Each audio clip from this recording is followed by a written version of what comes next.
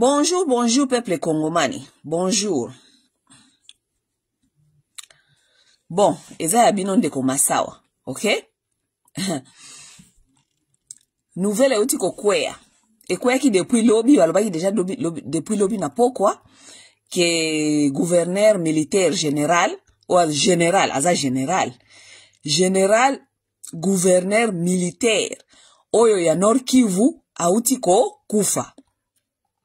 Lobby babeta ki masasi, kote ya basake kuna, mais bon, gouvernement a besoin de confirmer que l'autre côté, il paraît ba évacuer qui est ba memie na Kinshasa, mais comment ça s'appelle? Garde du corps nae akufa qui sur place, yé ba memie. Moi je pense aussi qu'il est mort sur place, hein. Mais pour na olingaka ko camoufler, allez yé ba zuye ba memie na Kinshasa. Batiki garde du corps. Po ba ngonyo so bakufa ki nzela moko.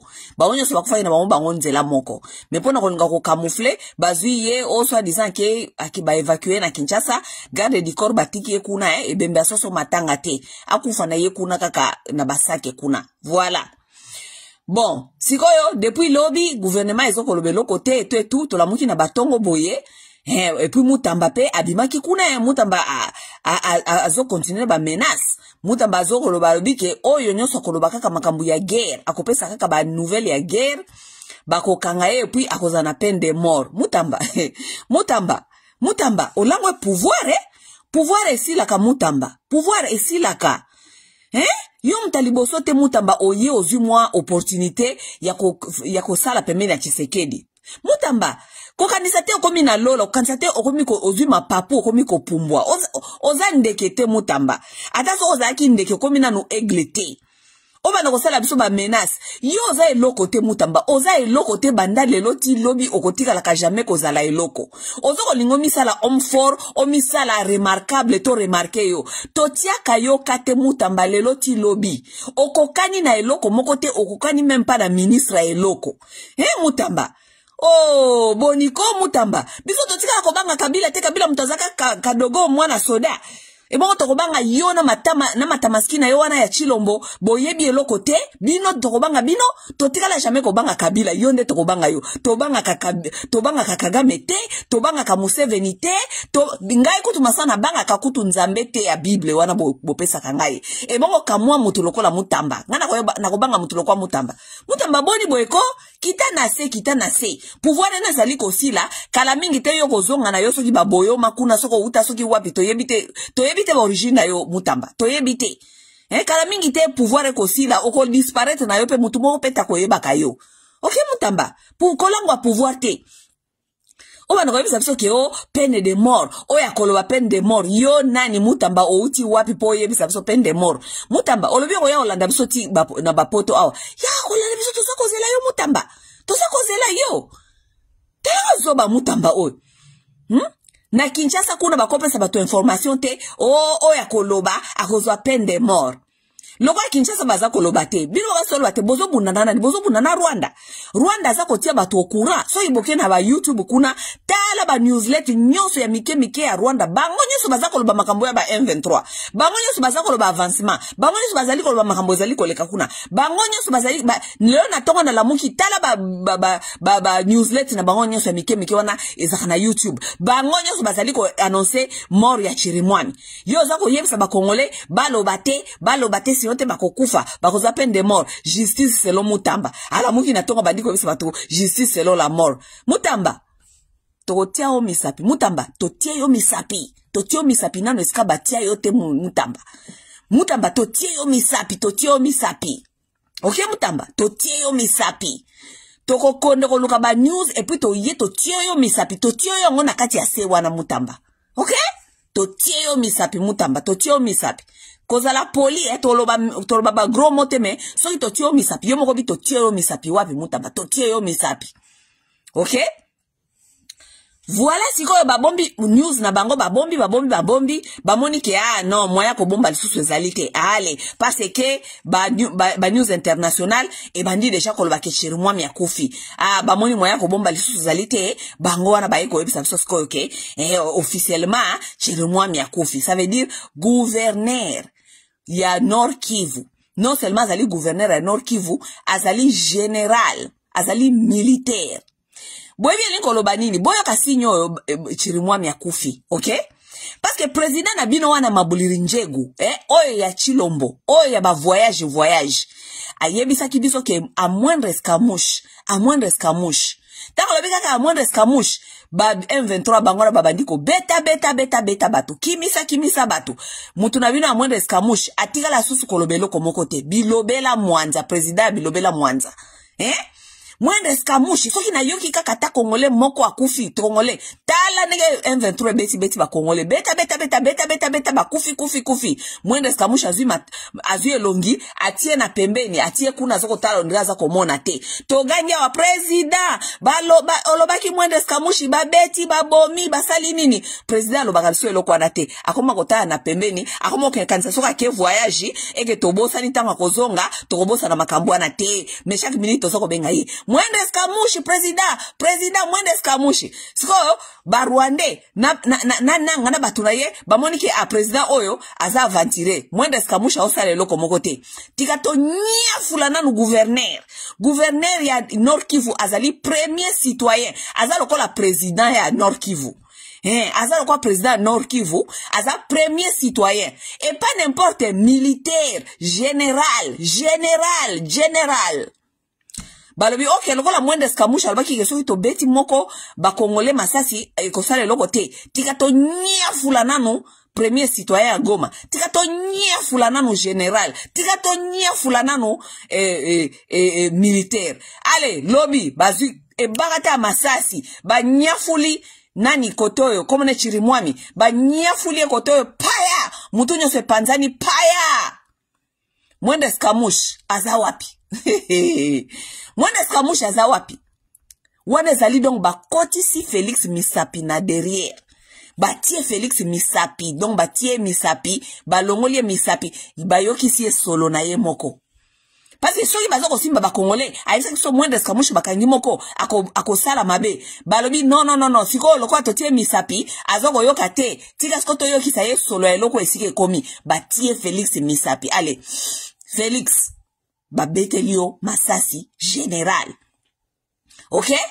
Tozoze la siko Félix. Parce que yo ebisa kibiso ke ozana bibundeli nyonso. Soki ba sakani moindre escamouche okozwa tokoko mata Kigali wana ne vous inquiétez pas.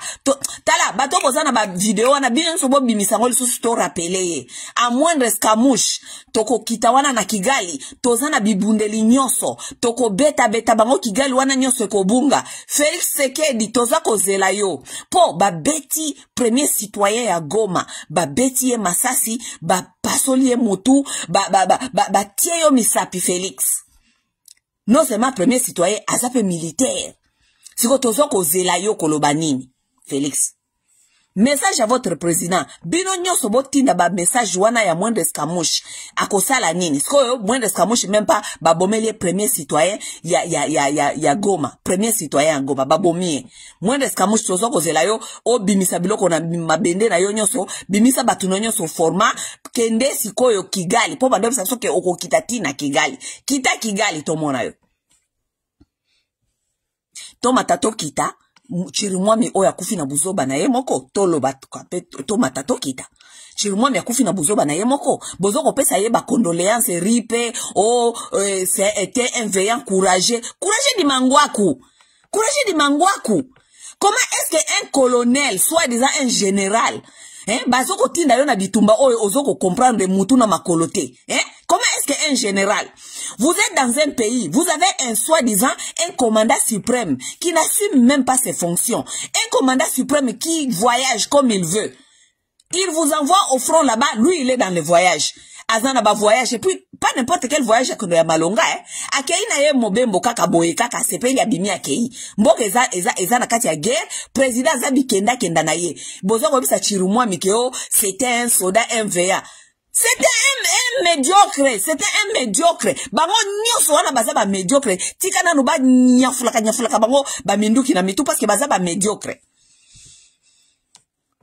ba general ya Mabuliri Njegu president na bino azabi tambola ya eloko moko ya malongate azako tika bino na front bazako boma bino lokola bandindi bazako boma basoda na bino lokola bandindi basoda na bino baza formete minduki ezalite mai ya komela kutu ya pamba na front ezalite akei na ye vacances azwi mbongo ya contribuable azako sa ne ba vacances chaque sortie ya Tshisekedi ezalaka 2 millions de dollars. Est-ce que boyebi ke 2 millions de dollars alors beaucoup investir en kata armée et ko somba mabundeli combien et qui ko motiver combien de soldats 2 millions de dollars chaque minute Tshisekedi a voyagé 2 millions de dollars wana zali kaka frais à voyage pour ba voyager 2 millions de dollars wana boyebi motivation ni ko sana ba militaire na ba militaire na front. Bon, on bundela nini. En fait, qu'on se pose vraiment des vraies questions et des bonnes questions. Bazali ko bundela nini. Ye chirimwa mesako bundela nini. Chirimwa mesako bundela nini. Bundela Goma. Non, qu'on se pose vraiment des bonnes questions. Chirimwa mesako bundela nini.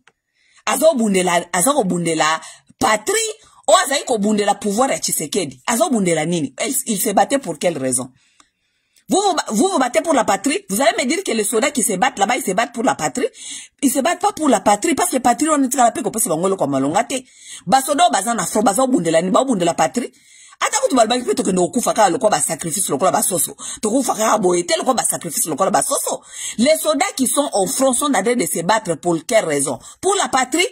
Babundela ka patrie so komoni ke patrie yango eza ya malonga babundela ka patrie so ki pe patrie ezali ko soutenir bino patrie et pesa bino quelque chose babundela ka patrie so komoni ke patrie ezali responsable babundela ka patrie boete eloko moko ya malonga eloko nini patrie wane pesi bino basoda surtout bino basoda soda mobimba azokende bitumba soda mobimba azana salaire te patrie yango zoko no bundele o bundela ngo ya nini.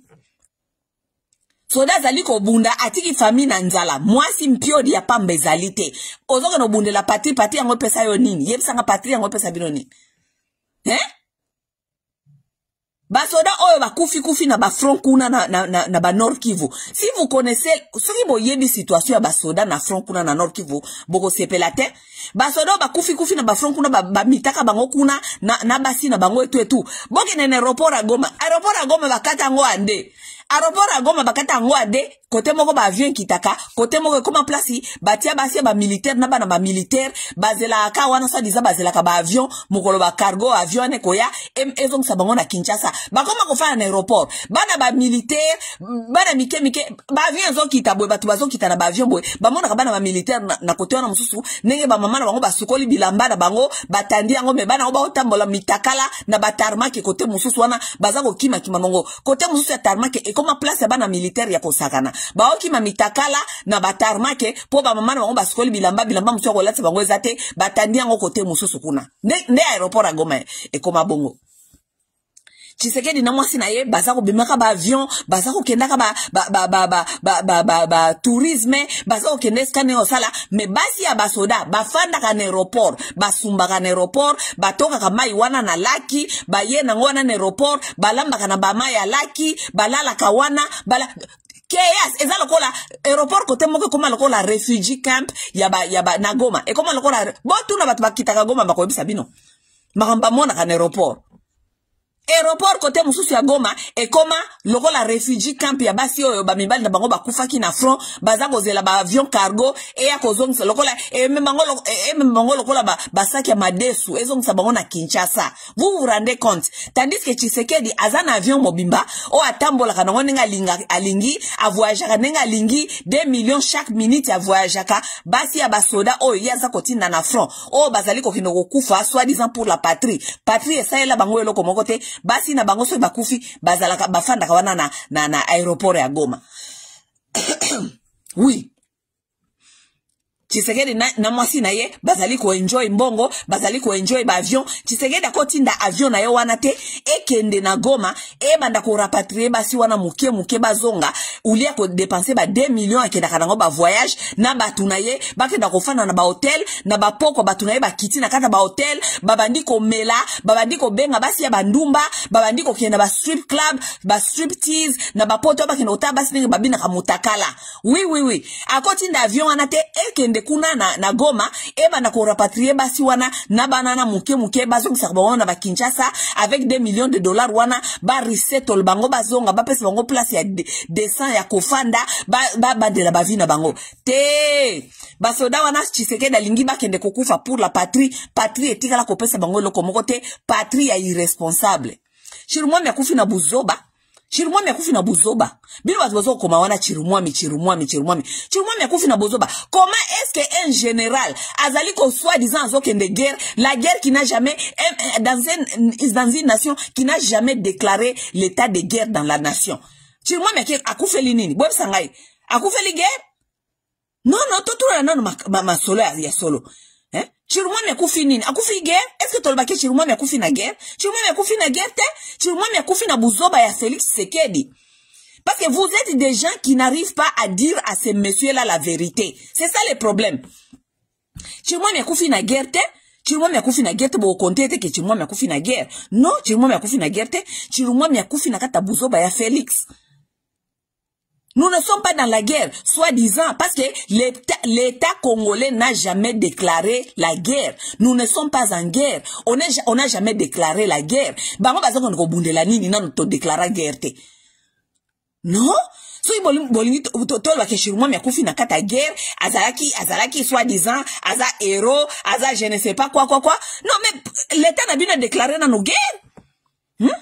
Oui, que l'État déclare d'abord la guerre, comme ça nous allons dire que bakoufi pour la guerre.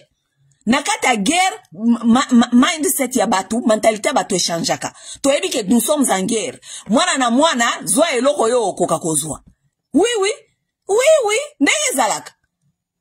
Allez, bolo ba état de guerre. Bon pesa ba Congolais, bon motivé bango ba yeba ke toz, donc siko toza na guerre.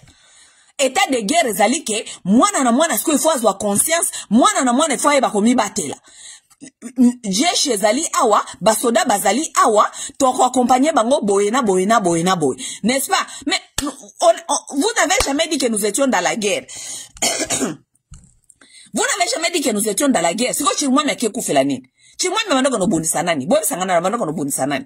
Parce que nous ne sommes pas en guerre. Toza na biso na guerre te.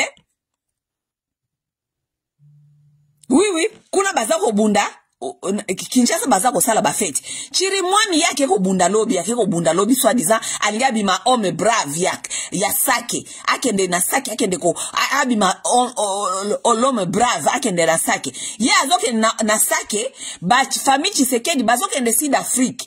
Lelo, là où je vous parle là maintenant, toute la famille Tshisekedi baza na Sud-Afrique ba kei ko fêter week-end do baza ko fêter anniversaire ya Christian. Bango nyoso baza déjà na Sud-Afrique lelo là où je vous parle. Sauf kaka Chilombo nda zonga Kinshasa lobby. Mais là où je vous parle, la famille Tshisekedi tout le monde est en Afrique du Sud. Ba kei kuna ko fêter fête anniversaire ya Christian, week-end do kuna week-end do lelo fête na Sud-Afrique. Excusez-moi. Na Sud-Afrique kuna Chirumwami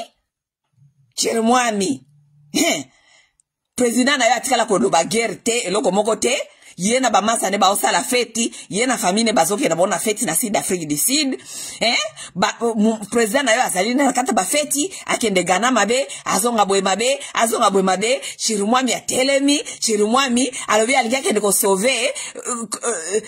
sauver Nord Kivu azuya ye awa nyafu oya koloba ke masa waza motema mabe etalinga ite Chirumwami akufi lokola zoba Chirumwami aza hero te Chirumwami andoko no sala heroisme na eloko nini yango pays yango etikala jamais koloba toza na guerre akende ko bundela nini Chirumwami akende ko bundela nini boye sangana no Chirumwami aza ko bundela nini. Il se battait pour quelle raison? L'État n'est pas, nous ne sommes pas en guerre. L'État n'a jamais dit que nous étions en guerre. Il se bat pour quelle raison? Un soi-disant général. Bazali ko pesa yeba instruction ya izanga motuna makolo. Azako zwape azoko ndimas kokende na soi-disant na front. Alors que l'État n'a jamais dit que nous étions en guerre. Chirumwami akende osa nini kuna. Il est allé faire quoi là-bas? Il est allé sauver qui? Chirumwami yango tunayoki soi-disant nasake kuna sika akendaki les soldats étaient tellement démotivés là-bas Déjà problème eza déjà kuna nakati ya basoda wana démotivation ezali parce que tous les soldats qui sont là-bas, nous avons même vu les soldats qui faisaient des lives qui nous disaient que nakati na front awa na armée awa tribalisme eza tellement makasi baza tellement démotivé. Demandez aux gens qui étaient avec Chirumwa Minasa ke bakoyebi sabino que les soldats là-bas sont tellement démotivés à cause du tribalisme qui se trouve maintenant dans l'armée, donc ils n'arrivent pas à se battre. Yo armée mobimba ezo okende ko bunda soit disant zo kende ko bunda baza déjà na kati na division à tribalisme alors que bazo kende comme armée nationale boko bunda te siko bo bunda la pe nini parce que mboka pe totikala jamais ko batoza en guerre ba frontière pe botikala jamais ko kanga ba frontière kangama na ngote ambassade ba ambassade ezali ko fonctionner pour ambassade ya Kigali ti lelo ezalaka fungwama na ngona na Kinshasa fungwami siko boko no bunda pwani boko no bunda ponani. Vous vous battez pour quelle raison? Vraiment wana des questions na ngai. Vous vous battez pour quelle raison? Vous allez vous battre pour na moka ou bien pour bozo no bundela buzoba ya fachi ou bien ko garder pouvoir ya fachi. Oh, lingo no bunda pouvoir fachi ke no bunda ba nyafula nyafula minduki na munoko etali bisote. Chirumwa miakufi ye moko ebemba soso matanga te etali bisote so chirumwa miakufi. Etali bisote so chirumwa miakufi. Etali bisote so chirumwa miakufi. Bino wa mushi na moni bino bandi deja ba sentiment chirumwa mi akufa etali bisote chirumwa miakufi parce que azazoba. Chirumwa miakufi parce qu'il est bête. Moutako koufate na kata buzoba boy un certain général soi-disant général qui se fait aller au front, soi-disant il va au front. Le pays n'a jamais déclaré la guerre. Lui il va au front. Tu vas au front faire quoi? Se battre avec qui contre qui? Chirimwami. Tu te bats contre qui? Au moins ce qui te bat que le pays est en guerre. Nous sommes attaqués par qui? On connaît avec qui on a affaire. Lui ne sait pas à qui il a affaire. Tantôt M23, tantôt Batuyananga, tantôt je ne sais pas Bauti soki Burundi, soki Uganda, tantôt Eza Rwanda. Mais Chirimwami se battait avec qui? Poto ebake ake guerre ake ko bunda na ba oyo. L'ennemi est identifié. Akendo bunda na nani? Un soi-disant général qui n'est pas intelligent. Yango wana azui masasi ba nyafulie na monoko. Take it or leave it. Okay? Zoba ya Chirumwami na bino akufi na buzoba na yemoko. Akufi parce que ce n'est pas un homme brave, un homme qui devait faire face à Fachi pour lui dire nous on ne sait pas pourquoi on va se battre. Il est mort par sa bêtise. Chirumwami akufi na buzoba na yemoko. Soda nyonso oyo aza général okende ko kufa kuna akufi na buzoba na yemoko aza héros ya motute aza héros ya buzoba po akende ko bunda pays tikala jamais ko déclarer toza en guerre général a telemi ake ko bunda oko bundisa nani ennemi de nani quelqu'un qui n'est pas identifié akeno bundisa nani Chirumwami akeno bundisa nani Chirumwami zoba aza héros te azali zoba kufi na buzoba na yemoko kufi na kati ya buzoba Chirumwami aza zoba. Bangonyo so bazalaki wana état de siège depuis babenga l'état de siège de si la kate baza kotinda bino état de siège boya balongoli yo batiawa ulebo questionner zoba na bino wana somo ya commandant suprême bo questionner état de siège oyo depuis banda tozo ke de ba 304 état de siège de si la kate. What's going on? Bangonyo so baza ko profiter kaka na kati ya désordre wana zali na Nord Kivu soki batie yo général wana oza gouverneur général yo po moni opportunité yako kota na kati ya mafia boliaka ba or boliaka ba coltan boliaka bangonyo so wana ba général wana baza na kati ya buzoba na kati ya mafia baza na kati ya désordre wana. Un général qui accepte de rester dans le désordre comme ça bazo mon opportunité soki basalio gouverneur soi-disant militaire ya état de siège okay wana badiko yiba bangona nyoso ba général na bangona nyoso bazana kati ya ba état de siège wana nyoso bango nyoso bakoma na bango ba miyibi bakoma na ba trafiquant bakoma na bango batu ya ko teka kasoki ba minduki batu ya ko teka ba coltan batu ya ko sala ka ba opération ya Tshisekedi tout ça bakufi pona mboka te Chirumwami akufeli na yemotute Chirumwami akufi zoba akufeli pouvoir ya Fachi Beton akufeli ba Congolais te akufeli patrite Chirumwami akufeli ba kope ya Fachi Beton Chirumwami azui ba nyafulie moko na kati ya matama ba sasiraki bena ba nyafulie moko na kati ya matama eke akobika te yango ba nyafulie so komi kotela makambo yebi mutu na makolote okokufa lokola zoba chirumwami akufi lokola ligorodo ebembe ya soso matanga te mutu te akolela chirumwami tokolela chirumwami te aza très abundeli nation te azoko bundela ba mabubu na bango na position na bango ya fachi beton chirumwami akufeli mutu te chirumwami akufeli mutu te parce que biso ba congolais batikala jamais koyebisa biso ke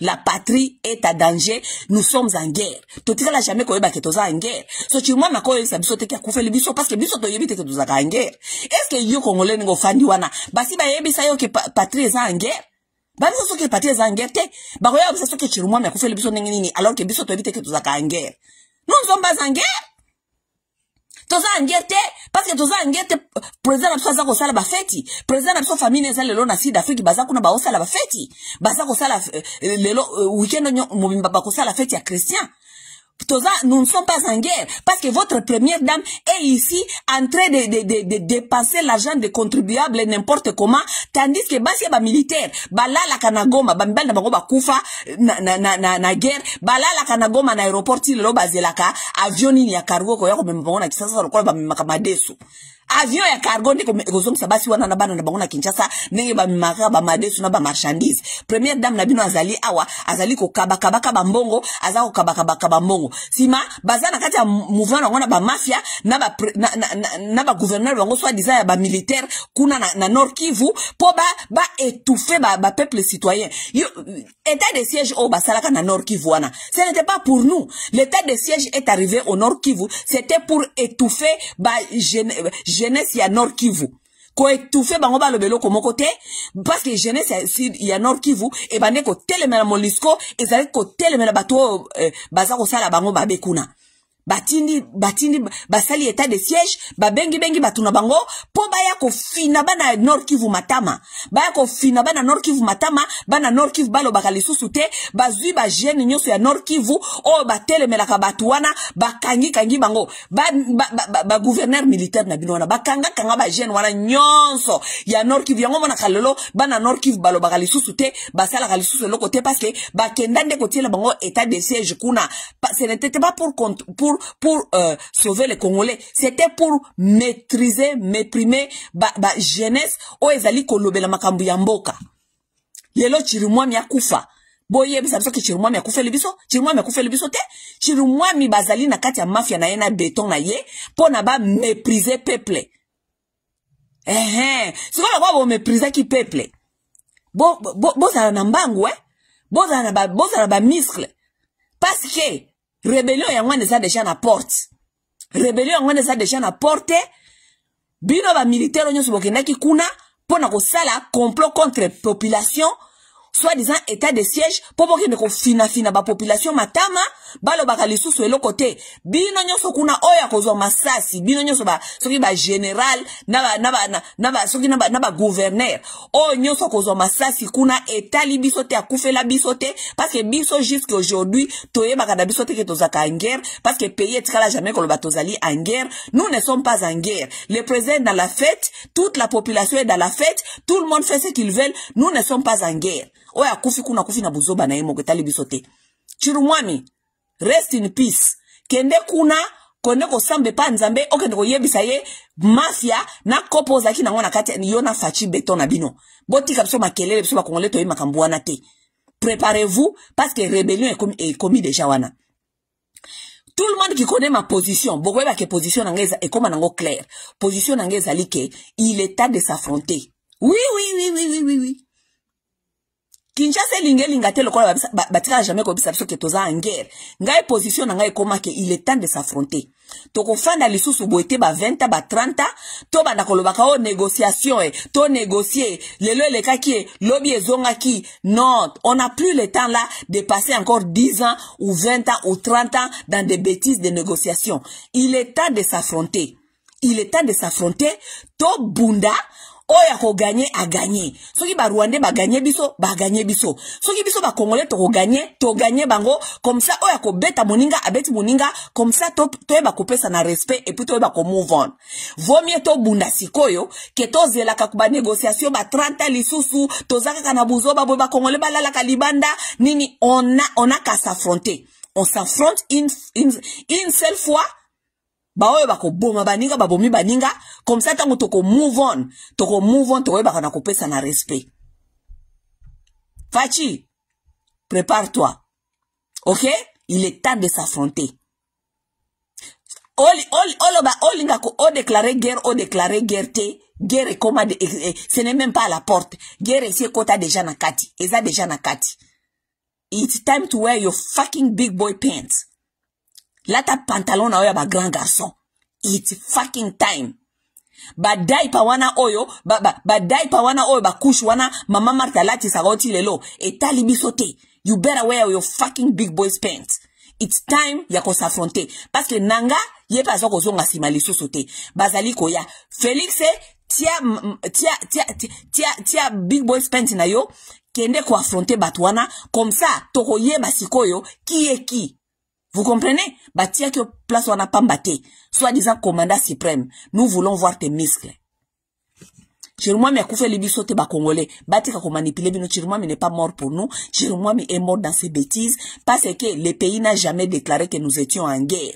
Le pays n'a jamais déclaré que nous étions en guerre. Ça veut dire bah quoi ça veut que Chirumwami a koufé libiso. A koufé libiso te. A koufé li fachi béton. A koufé li buzoba ya pouvoir na bango. Ba a koufé na kati ya buzoba parce que fachi atinda ki bango kuna. Ba ke niko fina ba na Nord Kivu. Matama.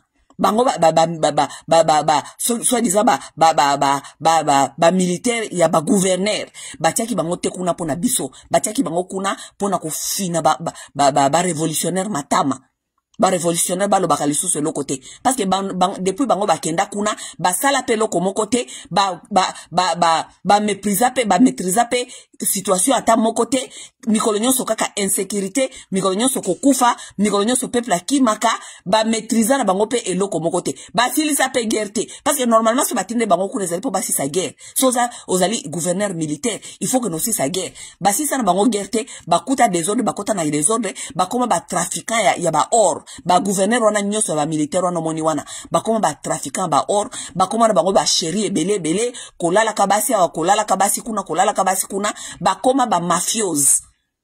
Chirumwami akufi na kata buzoba. On s'en fout de Chirumwami. Kuna esika zali akei satana pe atia ye lisusu misapi.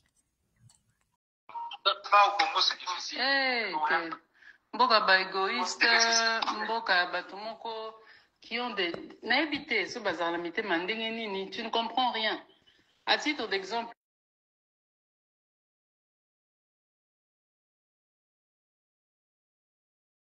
il y a 2 jours, mon conseil qui réunion mon conseil de sécurité, ils étaient à 8.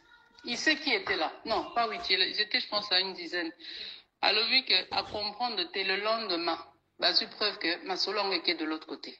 Maintenant, dis-moi, Nakatiwana, qui peut être vraiment insensé, Abimsara Masola et Delika Boyamboka, ok, Nobetali Solo, c'est quoi ton but?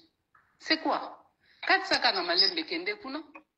Donc c'est ça, notre vie, on est, en fait, je pense que mon candidat Saza, il sait même plus à qui faire confiance. Il sait plus. Mais je crois que le chef là où il est, il va faire confiance à qui que ce soit, il va faire confiance à lui-même. Mais comment veux-tu travailler seul?